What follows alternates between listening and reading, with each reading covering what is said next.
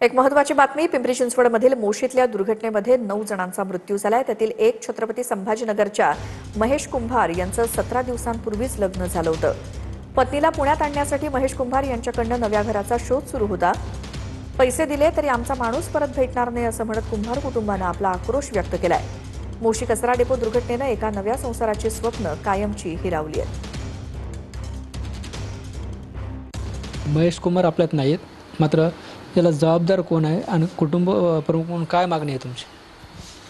याला जबाबदार जे आहे पिंपरी चिंचवड महानगरपालिका आहे. कारण पालिकेचं सगळं व्यवस्थापन आहे तिथं. जी अंडरनी लारा कंपनी त्यांना कॉन्ट्रॅक्ट दिलेलं आहे ते चालवायला, जो युनिट आहे LR त्यांना चालवायला दिलेला आहे त्यांनी तो. तर प्रशासनाने जबाबदारी घ्यावी याची. याला जबाबदार तिथलं मॅनेजमेंट, त्या कंपनीचं मॅनेजमेंट, पिंपरी चिंचवड महानगरपालिका हे सगळे जबाबदार आहे या गोष्टीला.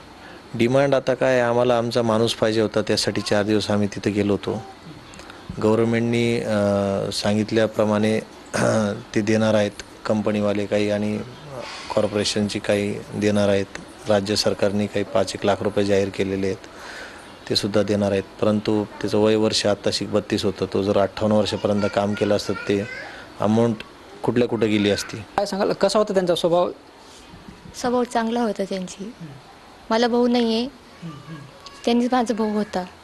मग आता तो बी नाही आहे, मला भाऊ नाही आहे. आता त्या लोकांनी आपल्याला तो आणून देतो का? आता त्यांनी आणून देणार आहे का? आता एवढा पैसे देतो तेवढा पैसे देतो म्हणतो. एवढ्या पैशाने आपले माणूस भेटतो का आम्हाला? मग ते डोंगर पडणारच होतं, त्यांना कळालं होतं ना. मग बंद ठेवायला पाहिजे होतं त्यांनी कंपनी. आणि हा संपूर्ण कुटुंबावर जे आहे ते मोठा दुःखाचा सागर कोसळला.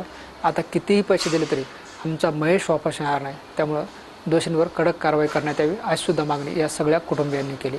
Camera person Amit Adesar, Dnyaneshwar Londhe, TV9 Marathi, Bajaj Nagar, Chhatrapati Sambhajinagar.